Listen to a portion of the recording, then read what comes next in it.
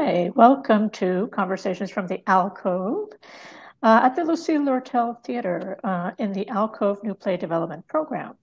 I am the Artistic Director. My name is Caridad Svich of the Alcove New Play Development Program at the Lortel. You'll see a lovely icon on your screen that sort of indicates that on the corner. And I am beaming in from the land of the Lenape. And something about what I look like. I am fair-skinned. I have auburnish hair. It's combed to one side at the moment, longish to one side.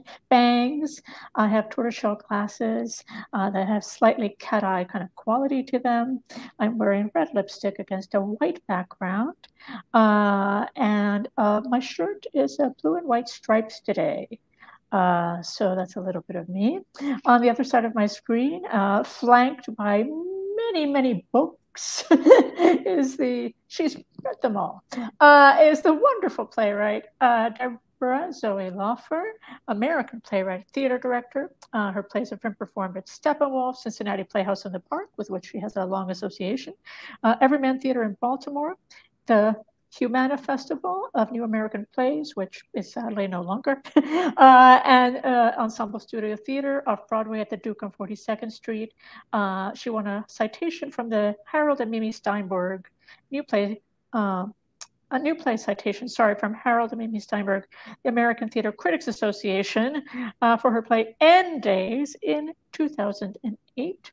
She's currently working on a micro commission for us at the Lortel, and delighted for Deborah Zoe to be with us today. Hi, Deborah. Hello. I'm getting through the morning. This is what's happening at the moment. Yes. I'm delighted to talk to you. I'm always delighted to talk to you. So this is just on camera. On camera. Thank you so much. So I'm starting the series with asking the playwrights all the same question, which has to do with how do we think about theater in the climate era? Yeah, well, today is another day when it's dangerous to go outside. I never thought we'd have days and days when it's just dangerous to go outside. Post-pandemic, it really feels apocalyptic that you have to wear a mask indoors and outdoors. And, it feels like it's finally really, it's finally happening in the way everyone predicted it. Well, not everyone, but it was predicted. And so, yeah, it's a consideration in everything I write, definitely. My last play, Rooted, was very much about the consciousness of plants. And so it's hit, straightforward. There's a woman who lives in a treehouse, and they talk directly about, the climate crisis. So, and when in my new play, the one that you commissioned, The Last Yiddish Speaker, when I first wrote it, I thought, well, they probably have terrible water limitations. So I started it with barrels all around where they're collecting whatever rain they can. And I have so many odd things that I piled into this play. I finally thought, you know what? I will take away those barrels and let them just deal with the other post-apocalyptic things that are happening in that place. So, yeah. Yeah. Does it affect anything about how you approach the page or how you think about theatricality at all? It approaches the way I think about everything. I have two sons, and this generation, I think, is growing up with a kind of feeling of doom. They're both very positive, hopeful guys, and yet they don't have a long vision of the future because they really, they make plans, as you must do, and you prepare, as you must do, for a hopeful future. But unless something happens, and it feels really kind of dark. So it affects just the way I think about life, because of course I see the world through my ideas for their future in a big way. So yeah, most of my plays are a response to what's happening. Generally I deal with science, or often I deal with science, but it's write off of whatever is bothering me at the moment or scaring me or exciting me. And so it's very much present in my consciousness when I sit down to write. Sure, I hear you completely. Wanted to dovetail that because it makes sense since we're talking about it, about the political times that we're in, the volatile, extremely volatile times that we're in, you know, the world over, but because we're in the US, both of us at the moment, it does feel like particularly, you know, I woke up this morning, I thought we're like in free fall. You know, we're just like, I feel like the whole country is in free fall, and I feel like it's completely adrift. Yeah. And I had this, you know, I had this moment as I was sort of ranting in my apartment about this, of like, oh, I wish there was just someone with with a kind of firm, unafraid, clear vision. Yeah. To lead. Yeah. And to kind of just speak it out, and not be like, well, I want to make friends with so-and-so, so I won't say this. You know what I mean? This kind of strange both side, actually very dangerous both sidism that's been happening in this country for a very, very long time. So yes, how are you thinking about all these things as a writer? You know, us writers doing this work that we do in the dark. I know. Yeah. Well, as you know, the last theater speaker, I don't write many what if plays, but after January 6th, I kept thinking it was so many tiny little things had to happen to avoid absolute civil war. I don't know, catastrophe. If we are avoiding civil war, I don't know. But so there were a lot of things I wanted to write about in that play. Mostly, I'd been listening to a podcast that John Green had, the Anthropocene. Anyway, he had done a piece about this bird that went extinct in Hawaii, the Kauai, and there's something about extinction that is just incredibly moving and affecting. And I've often thought about the extinction of languages and Yiddish. As a Jew, I'm also very aware that there are areas that I can write about, because right now you have to be a little bit more thoughtful about what you write about.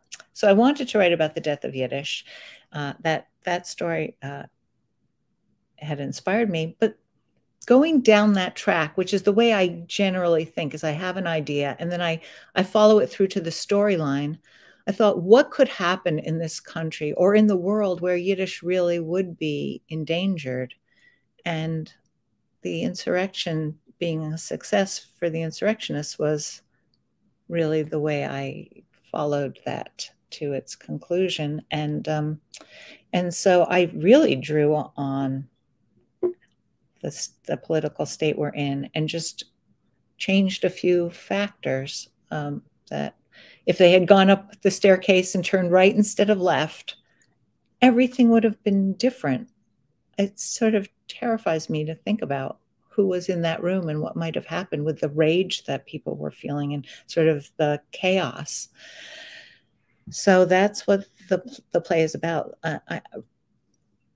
I'm hoping, I keep saying to my mother, the next one's going to be a really wild comedy. And she keeps saying, oh, good, because she read it and she was like, oh, you're so sad and dark and angry, hon. And I'm like, oh, next one's going to be another comedy like I used to write. Hopefully it's funny also. Hopefully they're all funny. I'm always suspicious if something's not at all funny, but I just couldn't avoid writing about it. Whenever I would think I gotta not do this, I couldn't help but write about it. And I know a lot of people a lot of playwrights are struggling with, do we deal with this head on? Do we face it? Or do we just give people maybe an escape? And I think that's the central question when you sit down to start a play is, what am I offering an audience? So, yeah, and what are we asking them to be with? I think that there's something fascinating. This came up in one of our other conversations here at the Alcove in this series around when I was talking to Dan O'Brien, actually.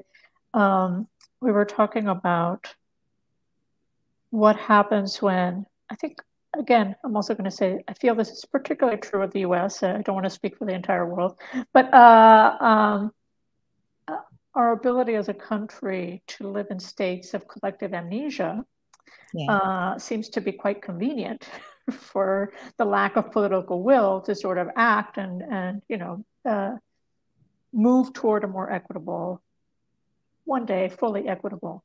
Will that happen? Question mark. Society. So and then theater is a microcosm inside of that. So theater, not theater like the form, but theater like organizations and institutions and companies and ensembles and so forth. The sort of the business of theater, the sort of the mechanisms of theater are faced, I think, with this thing of like, on the one hand, extreme precarity because we don't have art subsidy. And everybody, like literally everybody is struggling right now at every level of the art sector. And then at the same time, a sort of, do we feed into the collective amnesia vibe, or do we just kind of like, and to survive? Like, I think this notion of survival is really fascinating because I don't know how entirely conscious it is, or maybe it is. But this notion of like, to survive during times of let's do this thing that doesn't really matter very much to anyone. Do you know what I mean? We sort of do something that's light and fluffy and nobody cares, and and then we keep going, right? And then like one day we'll be able to tell the truth. But at the same time, I feel like, but what are we here for? We're here to tell the truth, So I think that there's this kind of like a reckoning, I think, within the field itself around what spaces are we. We're in the land of civic engagement, right? Amongst other things, amongst entertainment, amongst whatever. And I feel like when the whole society is lying, or just sort of casually going about that, shouldn't the theater be a place where we can actually do incredible service by speaking truth, about what is happening and making people face like the stuff, for what, 90 minutes, an hour, 2 hours, like 4 hours, like, like at the end of the day, it's such a small part of someone's life, right? But I feel like maybe it can make a difference, so Absolutely. I don't know how you feel about that. No, I feel the same way. And yet, as you know, getting produced is challenging. And all the theaters that I love and go back to again and again, particularly small theaters, are struggling to get their audiences back. And, I send them sometimes a play with some tough content, and their response is, we would love to do this play, but right now we need something just to get our audiences wanting to come back in the theater again. We're really struggling. I think what you said is very true. I mean, the pandemic on top of everything, and theater just so many places we know about have closed, and so many places for developing plays have closed. It's a really tough balance. You want to entertain and delight. You want to, like, there's a long list of things that I always hope to offer with my plays. I hope to offer laughs and a deep emotion. I hope to delight. I hope to entertain. I hope to surprise people. I hope they come away knowing something they didn't really know before. And mostly, I like it if people argue on the way home. I really, that's like almost the best compliment I can get, is that we argued about it all the way home, and then we argued about it at breakfast the next day. I don't, because I want to raise questions rather than give any answers. I have no answers. So raising questions and talking about moral ambiguity. You know, it's easy to say this is what's right, and it seems obvious what's right and what equality would mean. But I have no way of knowing how to get there, and so just raising morally ambiguous questions is, I think, what part of what my job is. So, yeah. And nobody wants, also, you know, and being careful not to lecture, because nobody wants to be lectured to. Yeah. And everybody is reading the news, or maybe they're not, but. I don't think they are. I think, you know, I mean, you see the death of print journalism around the country. I mean, one newspaper after the other, especially in rural communities, that idea of the local newspaper is gone. Everything is being replaced by, even at the higher levels, you know, LA Times laid off part of their staff. No. WAPO is owned by, you know, a corporate billionaire. Like, you know what I mean? Like, things are being, I think the journalism, which could be and should be a place to speak truth to power and to make sure that people are held accountable and that, you know, the truth is told, suddenly publishing puff pieces to sort of serve corporate interests and, like, you know, and sort of it's like, well, wait a minute, where are people? You know, I think that's, you know, one of the things, you know, I had this, oh my gosh. Okay. So I was thinking back in the day, there was once a time when there were 3 networks in the United States. And, you know, and there wasn't like 50,000 channels and streaming and everything else. The one thing that I would say about that model is that there was this idea, and maybe it's an illusion, but I think there was this idea of, like, you know, at 6 o'clock, people would sit around and watch, like, Walter Cronkite or watch, you know, Edward R. Murrow, whoever was, you know, sort of the reputable news anchor of the day. I mean, it felt like that was a place where you know, if you're working all day, because we're in capitalism and everybody's valued for their work rather than who they are, you know, you would sit around and go, this is what's happening. Oh, I'm checking in to see what's happening. We were all getting the same news. Correct. Were we all getting the truth? I don't know. So. Yeah. I mean, I think about what my kids have learned now in high school and beyond, and compared to what I was taught as a kid. I mean, I think slavery was barely mentioned. And it was put in a light that, well, that was very much in the past and not the repercussions. And I mean, there was no context for any of the things we learned as far as our current lives were. So I know, I agree that at least there was one conversation happening with the whole country. And now there are 2 very separate conversations, at least, maybe many more conversations, but a divide of 2 conversations. And people sort of don't even understand the other conversation. I can't even really understand it. I try. I mean, honestly, that's part of what I do. Rooted, I set in upstate New York, and one of the characters you fall head over heels in love with, I hope, Luann, doesn't believe in climate crisis. She feels like they didn't let people frack on her land, on her aunt's land, and they desperately needed it because economically they have no jobs and they're falling apart, and that she understands that there might be a truth to that, but, you know, not having a job is also a problem.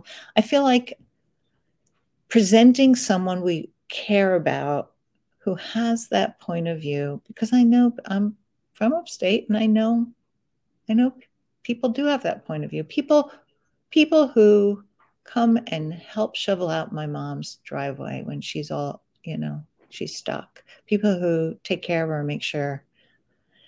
Those people also are, you know, don't necessarily believe in the climate crisis. And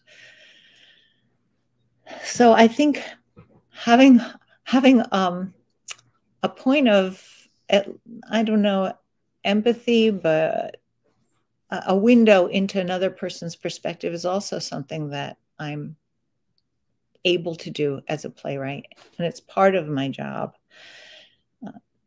One of the plays I wrote very early on, and I learned so much from this play. It was called The Gulf of Westchester. It was during the Gulf War, and it was a very political, angry play. I was so angry at George Bush. He was in the play. I was so angry. It takes place in a Republican living room. And I walked away from that going, I did not give the Republicans in this play humanity. And I consider that play a failure to that in that point. It got standing ovations every night. It's probably the only play of mine that got standing ovations and cheers, because I was preaching to the choir, and I was preaching. And I did not let everybody have a point of view. And I mean, every human being on earth, I believe, feels that they're justified in what they're doing. And part of what a play can do is at least give you a window into understanding somebody else's point of view. It's an empathy builder. Theater is an empathy builder. And to even begin to make change, I think we have to at least understand where everybody's coming from. So I don't know if I don't think I answered any question. No, it's all good. I'm just thinking through that, in the sense of like, yes, I sometimes wonder about forces, moneyed forces that are dedicated to their own agenda and implementing that political agenda. And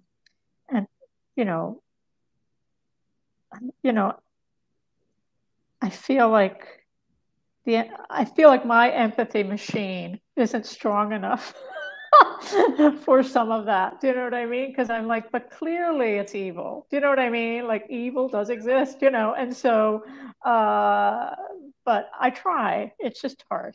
I did write a play about Amy Coney Barrett, which some people told me I shouldn't write. And I was like, but she's there forever. She's literally there for a lifetime. The rest of our lives, she'll be there. She'll be there. We have to deal with her presence, and everything that she stands for, and the whole way that happened, the way that, so, and I just said, well, why shouldn't I write about her?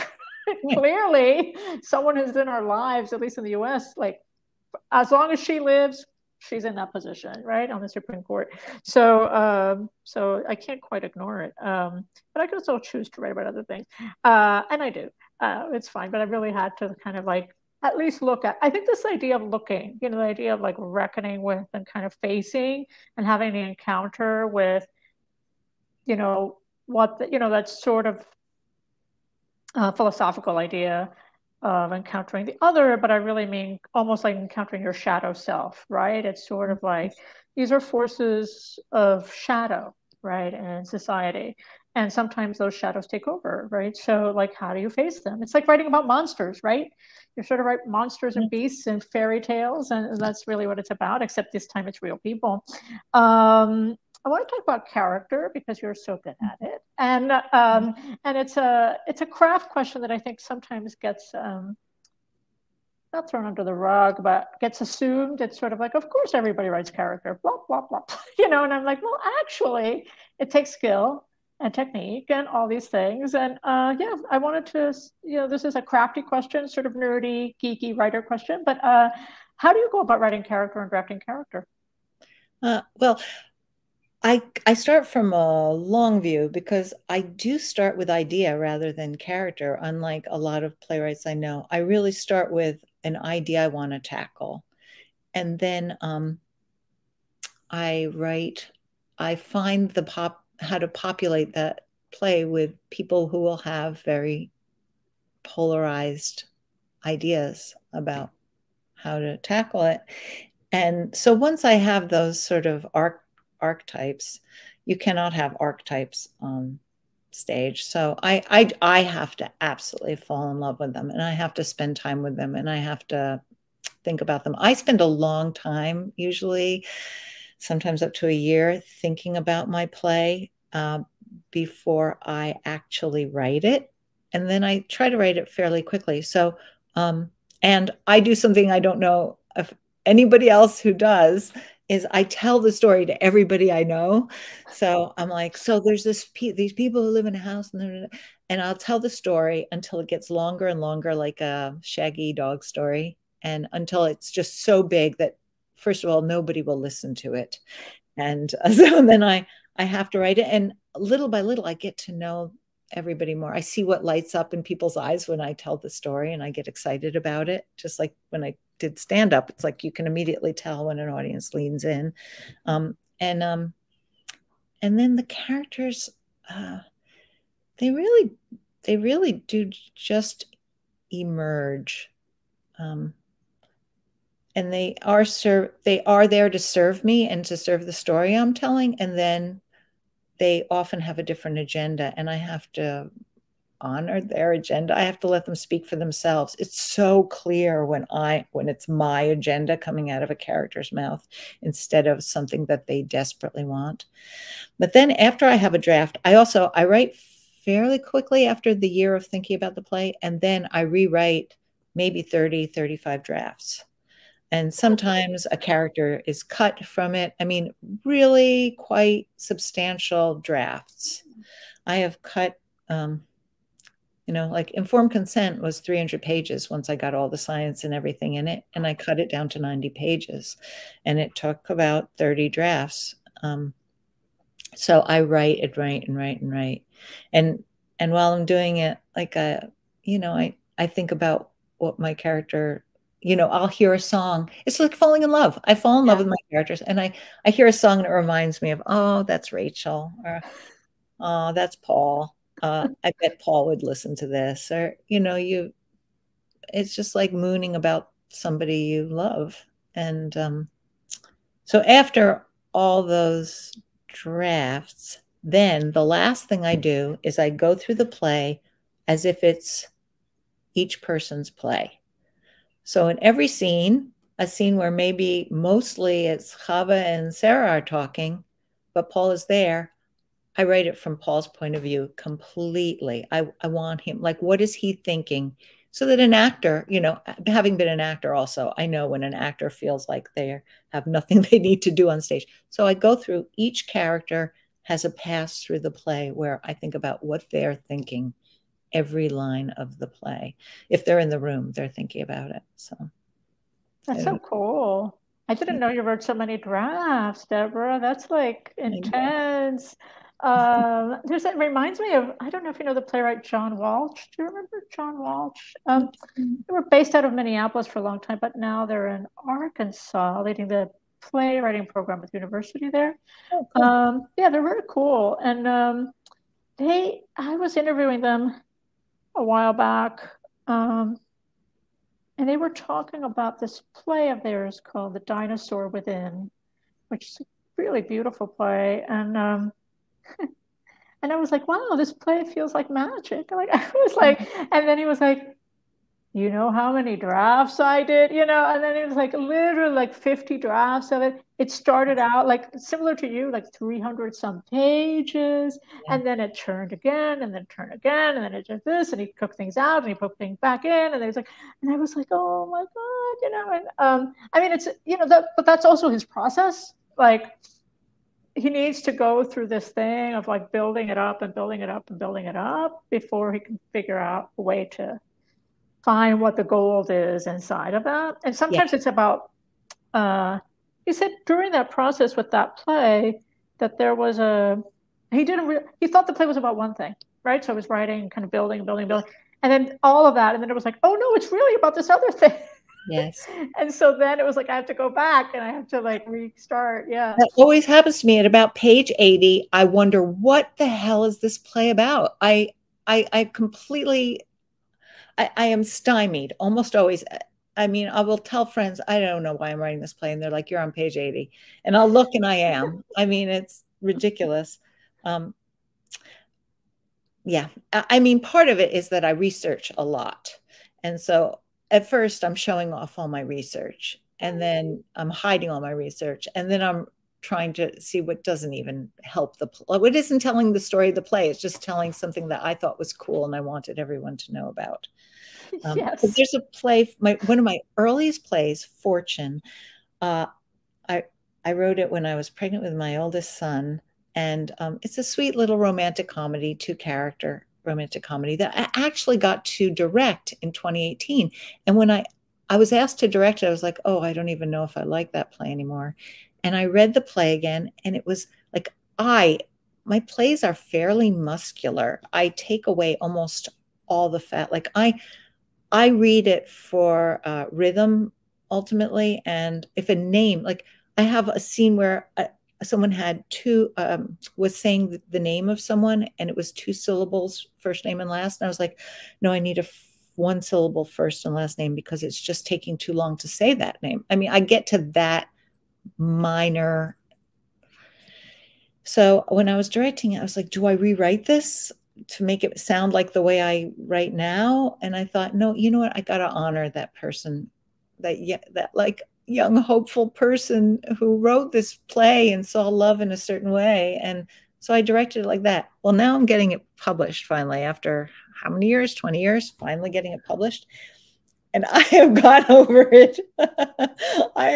Every page I'm like cutting, because I do like a really muscular play. I like every single word of it to be serving a purpose, which is it's a little crazy actually. Sometimes the things I love in a play are kind of the fluffy stuff that just comes along the way. But I can't do it. I can't let it out without doing that. I just rewrote Rooted, and it was down to 92 pages, and I cut 3 pages, because I just was like, this word, can I really, what do I need that word? Yeah. So I'm very similar. I mean, I'm very lean in my writing, and anyway, and I'm very interested in air, and and what I mean by that is like giving air to the work so that other people can play inside of it. And I get very worried. I mean, sometimes I'm deliberately dense because I want that feeling of congestion on the page, and congestion, like sort of like it's full and it's dense and it's hard and you're walking through the forest and like, but I want that feeling that's like an intentional congestion on the page as opposed to something that's like you walk in and it's open and you're kind of walking through it. But for me, it's all about what that invitation for the collaborators is, as well as for the audience. Like, how are you bringing people into this experience of the play? And there's something about, maybe it's because, I know sometimes people will talk, oh, when you first read plays, what did that mean to you? And all those things. But I'm like, well, I just know that, like, I'm one of those people that was attracted both to Tennessee Williams's writing, which was very flush and lush and kind of like overflowing with beauty and lots of grace notes in Tennessee's work, right? But also to like Pinter, right? Who's like lean and there and absolutely precise. And I was like, I like both of those things. Those are fantastic examples. That's exactly it. I love them both too. Yeah. And it feels like, and obviously, theater can happen among many different realms and ways of thinking about the page. But I think that's something that sometimes perhaps, except among playwrights, isn't talked about very much, is that we're both theater makers and literary animals, right? Mm-hmm. We're sort of like creatures of the literary in the sense that if we're doing text-based work, at least, we're obsessively kind of like working at the mechanics and the prosody and the poetics of the work itself as text, in addition to being architects, one of the architects of the theater experience. And so I guess it's like, not to belabor the notion of character, but more to sort of not walk away from that, but maybe build up on this question, which is to do with, how do you think about your poetics? Yeah. Like, A Laufer play. What does a Laufer play sound like, look like to you? It's interesting. I brought the last Yiddish speaker into my writers group, and it's a new writers group, but they had known some of my previous work, and someone said to me, it just doesn't feel like a Deb Laufer play yet. And there's something magical missing. And I was like, oh my God. Yeah. I got so mired in like the sort of the anguish of it that it is every one of my plays, I guess, has, and I hate to call it magical realism because I just, that, or quirky. I hate those words because they're so minimalizing. Yeah. And I get both of those. Yeah. But I want something to happen that can only happen on in the theater. I want something theatrical. I want an image that can only take place in front of your eyes with real people. And so, and that's when I decided to make my ancient Yiddish speaker, who was like 100, I made her 1,000 years old. And she brings with her all the history of Jewish persecution for 1,000 years. And, you know, she enters and then takes off layer of clothing. And under each layer, a century is removed. So she's wearing something 100 years. So that visual, that metaphor brought to life in front of you, because I feel like the theater's very metaphorical. If you bring an object on stage, that object represents something. It is not just a spoon anymore. I mean, everything on stage is chosen. Unlike life, there's things that just sort of make their way into your house. You know what they're for. But everything that's on stage, everything that is part of the story. So I would say there's always something a little magical and theatrical in every one of my plays. I love that. And when you were talking about what's the poetry of theater that is not in the written work, it's well, there's action and gesture in theater, but there's also pauses, which Pinter was so brilliant at. And I feel like a lot of my tautness in the dialogue is because I want to earn those pauses and I want them to really matter. I'm sorry, I keep talking about Rooted. There was just a production in Boston, and so I've spent a good deal of time up there seeing it again and again. And at the end of Rooted, there is a 5-minute sequence where you are just watching a plant grow. These two women are like trying to, through what science and some sort of magic, hoping that this plant will reach toward them. And I was terrified to have that happen on stage. Will an audience put up with that? And every night in the 2 productions I've seen, people lean in and are waiting, and people weep at the end when the plant meets her finger, like the Sistine Chapel. People, that kind of that kind of silence and time is really a big it's a big factor in everything that happens on stage. It's a choice. You are choosing how much time to give each thing. I tell that when I'm directing, and I'm directing comedy, timing is everything. And, trying to relay that to actors in a way where I'm not giving line readings or telling them, try to make this funnier. It's just like, what is that pause serving you? You really have to pick your pauses because they matter. It is music.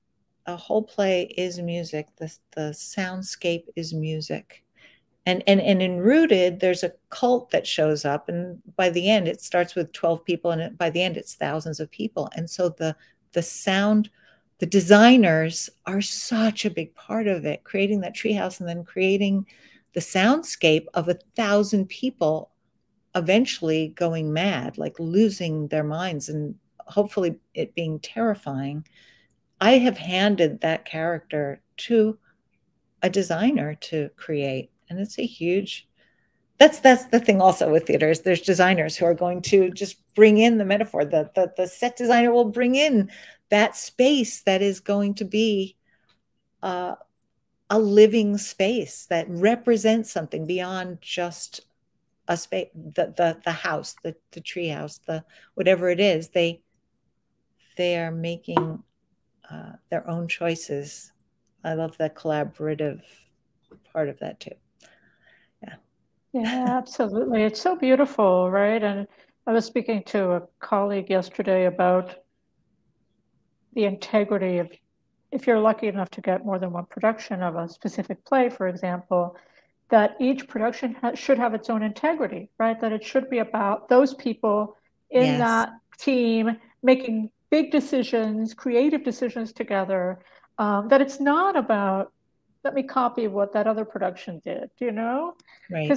Because then it's not true to those people, you know, that are making the thing now, you know, Exactly. whether they be at a university, whether they be, you know, at a professional theater, wherever they are, you know. And so, and I feel like sometimes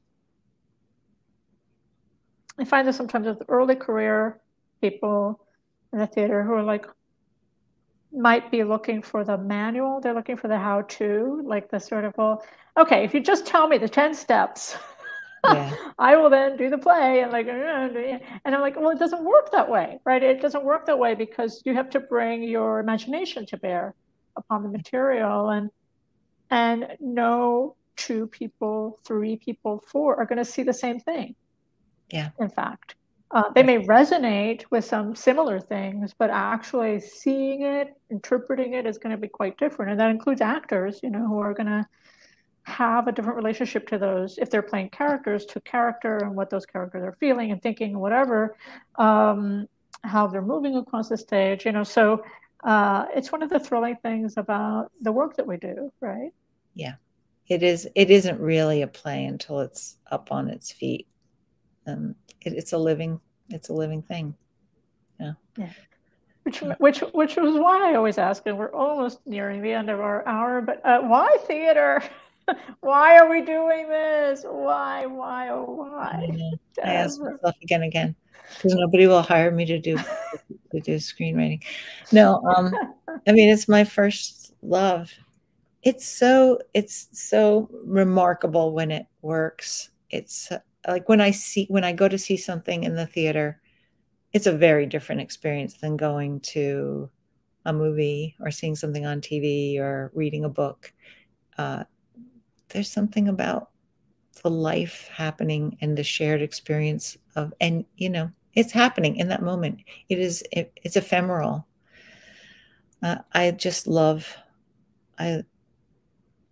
when theater is great, there's nothing better. It's hard to make a play. It is so hard. It's to make it well is really hard. And then with so many people bringing their and the financial considerations and all the limitations, and sometimes the limitations that make people create something even more miraculous, and all the things that can happen when it works. It's such a thrill. And it's hard enough that I can spend the rest of my life at it and still not be wondering, how does a play work? How does it work? What is this missing? How does this scene, how do I elevate this scene, and how do I raise the conflict and stakes? And again, I forget and remember all the things I know to my core. But when you're making it, there's so many parts, there's so many pieces. Yeah, I know. It's amazing. You know, one of the things about having a body of work is that, as you mentioned briefly earlier with the Fortune play, is that you revisit other parts of yourself as a writer, as a maker, as a thinker of theater, right? You think different things about what a theater can be at 20 than you do at 40, et cetera, right? If you get to build a body of work over time. And inside of this, I guess, is that, you know, inside of the question of why theater is also, as you revisit the different parts of yourself that have been writing over the years, how has your thinking about theater itself changed, whether it be from a formal perspective or whether it be, you know, from its connection to audiences, or what it essentially does beyond its core, kind of the core tenets of what it does? Yeah. I think like when I wrote Fortune, I think a sweet romantic comedy felt like enough to offer for a night. But now I want a lot out of the theater I go to. I really do. If I don't have anything to chew on afterwards, I feel like I've been eating popcorn all night, and it'll make you sick after a while. You need some real meaty stuff to chew on, and so I try to put that into everything I write too. I think theater can do all of those things. I just went and saw a play with my son, and we went out afterwards. I won't say what it was, but we went out afterwards and sort of dissected it, as we tend to do. And what made us sad is that it just didn't ask, the playwright didn't ask more of themselves. They didn't, three more drafts and that play could have been spectacular and could have asked some big questions. And instead it settled for just being scary and entertaining. And I always feel robbed from that. I think if people are going to pay in time and money, and they're giving up a night of their lives to go see a play, I think you really have to offer more than almost any other form of entertainment. You really have to offer a lot. Yeah, especially when there are other live art forms that are offering, I think of, people that work in the music field, concerts, and, where, I know it's a different thing, but there is this attention to the idea of presence, right? And the idea that you're here and we're making a thing, and it's a big old thing, or it's a small thing, but it's a small thing that is reaching thousands of hearts. And, and I think that there's the intentionality behind that, that sometimes in theater, which you're expressing your disappointment, right? But I think sometimes what disappoints us in theater is that when it's like, reach higher, right? Yeah. Like aim bigger, right? Because we can, and we should, right? Like that's the whole thing, is that we should aim bigger. Like, what's stopping us is only ourselves, in a sense. I lie in bed and cannot sleep thinking about, what am I missing? What am I missing in this play? What more can I bring to it? And it lives in the world. It'll live hopefully after I'm gone, and I have a stake in it.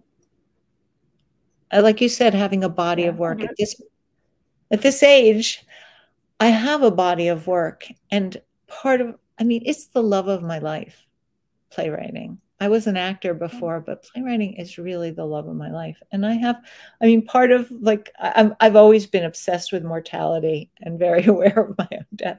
And part of what I want is, like, I have a lot of more stories I need to tell. I feel like this urgency now in telling them. Yeah. Absolutely. On that note, which is a beautiful note to end on, we will conclude our conversation today. For those of you out in the audience, wherever you may be, thanks for joining us for Conversations from the Alcove, a series from the new play development program at the Lucille Lortel Theater in New York City, with writers from all around the country, other parts of the world too. Stay close and keep following us on this channel on YouTube. I will hit the end record button, but I will stay on to do some final notes with Deborah on the back end of this. Thanks so much, and see you soon. Thank you.